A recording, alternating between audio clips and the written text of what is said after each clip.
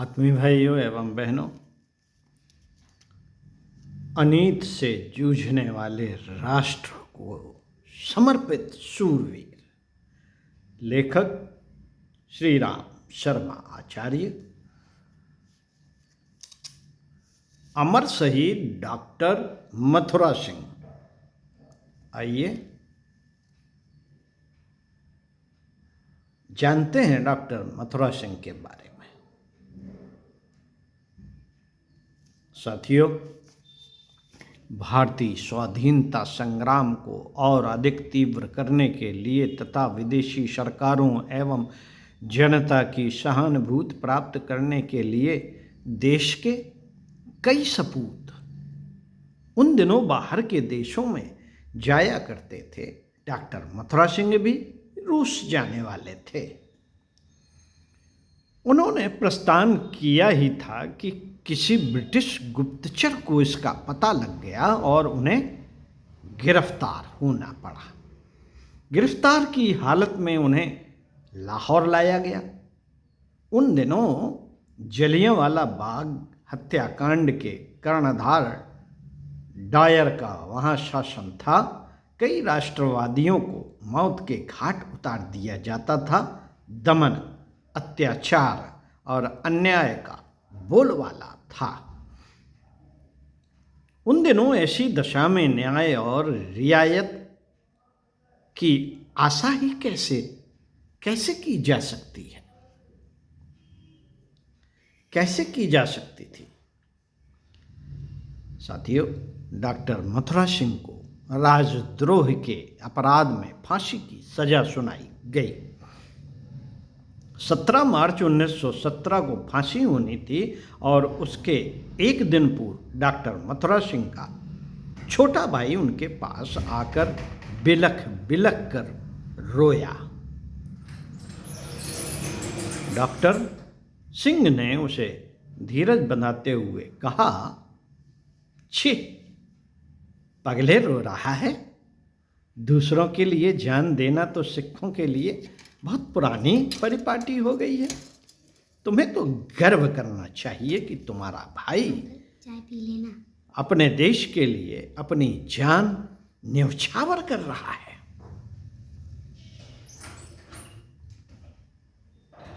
इस दृश्य को देखकर जेल के अधिकारी भी आश्चर्यचकित रह गए। एकमात्र बड़े भाई का साया सर से उठता देख छोटे भाई का दुखी होना स्वाभाविक था।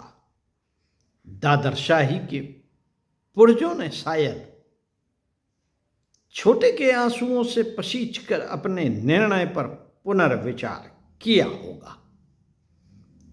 एक अधिकारी इस निर्णय का प्रस्ताव लेकर मथुरा सिंह के पास पहुंचा और बोला, यदि तुम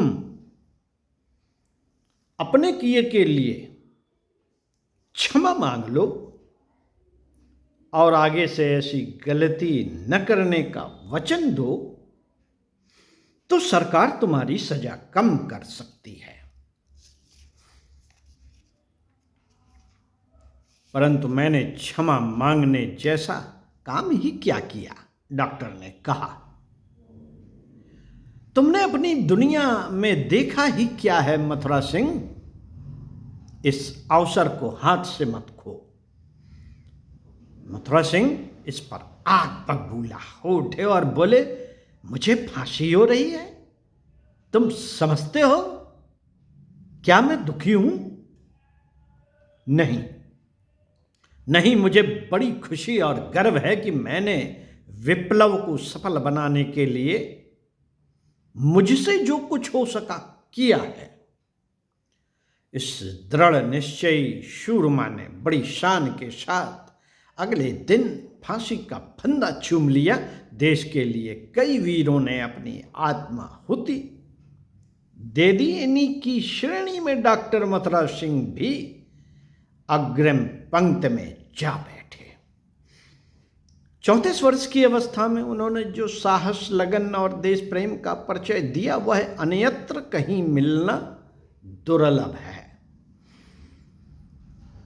डॉक्टर मथुरा सिंह का जन्म झेलम जिले के ढुटियाल गांव में सन 1883 में हुआ। परिवार की स्थिति बहुत सामान्य थी। उन्हें कठिन परिस्थितियों का सामना करना पड़ा, परंतु मज्जाल की चेहरे पर थोड़ी सी शिकन भी आ जाए। गरीब और विपन्न परिवारों में ही अक्सर विभूतियां पलती हैं।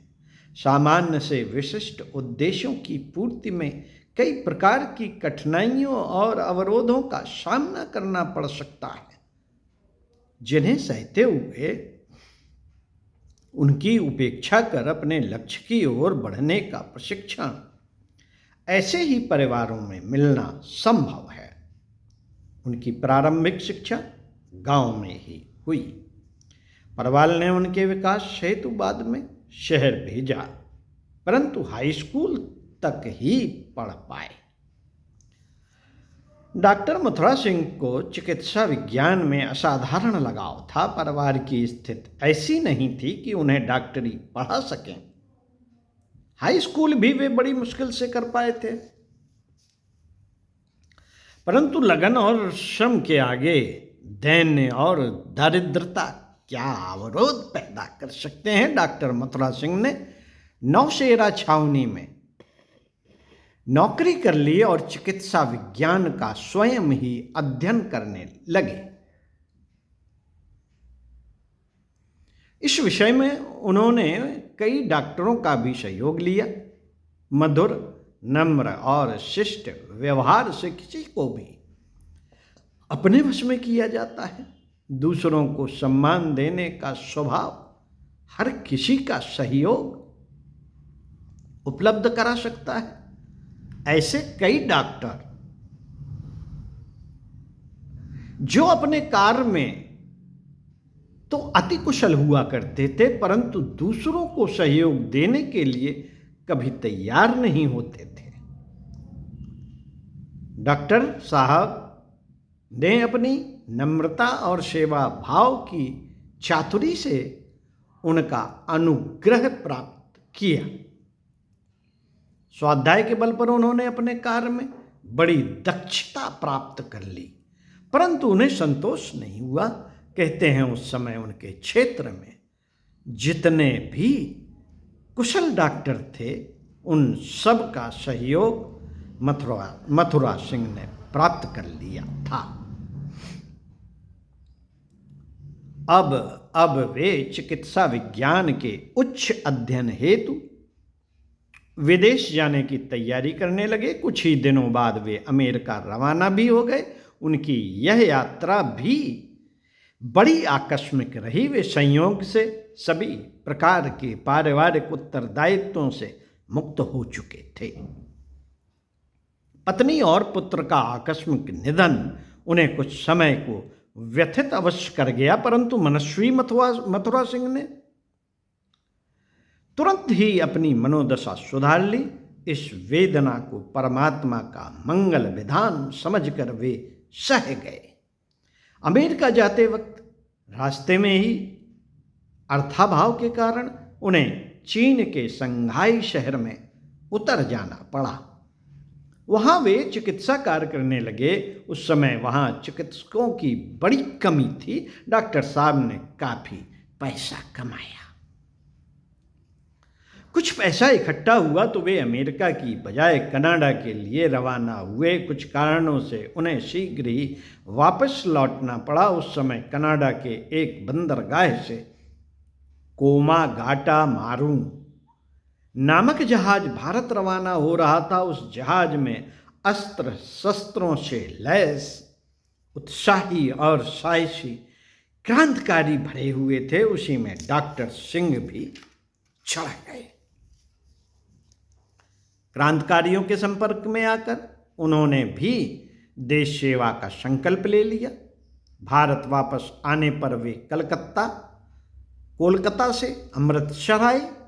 तात्कालीन राजनीतिक वातावरण का अध्ययन कर वे बड़े क्षुब्ध हुए और सशस्त्र क्रांतिकारियों को संगठनबद्ध करने का कार्य करने लगे। उनके दल में अमेरिका से वापस लौटे भारतीय भी आकर शामिल होने लगे। संगठन दिनों दिन सुदृढ़ होता गया। धीरे धीरे देश भर में इस क्रांतिकारी संस्था के सदस्य फैल गए और गुप्त रूप से सभी स्थानों पर एक ही दिन इंकलाब छेड़ देने का निश्चय कर लिया। मित्रों,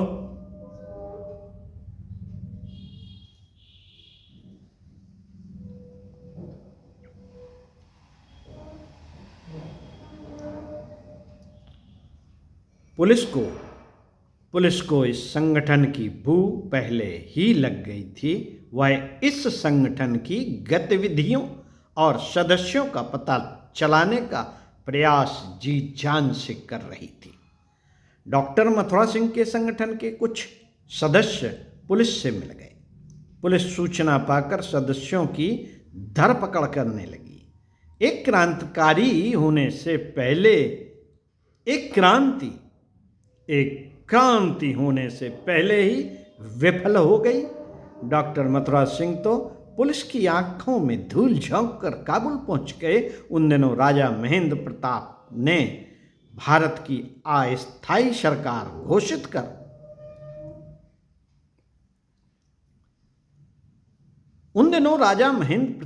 भारत की अस्थायी सरकार घोषित कर रखी थी। डॉक्टर साहब उनसे जाकर मिले। राजा महेंद्र प्रताप ने उन्हें रूस जाने की सलाह दी, परंतु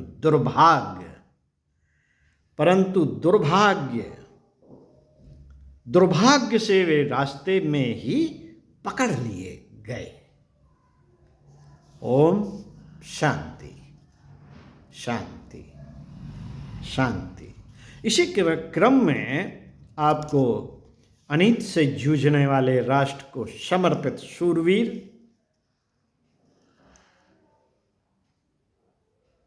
से डॉक्टर राम मनोहर लोहिया के बारे में पढ़कर सुनाएंगे। सुनते रहिए।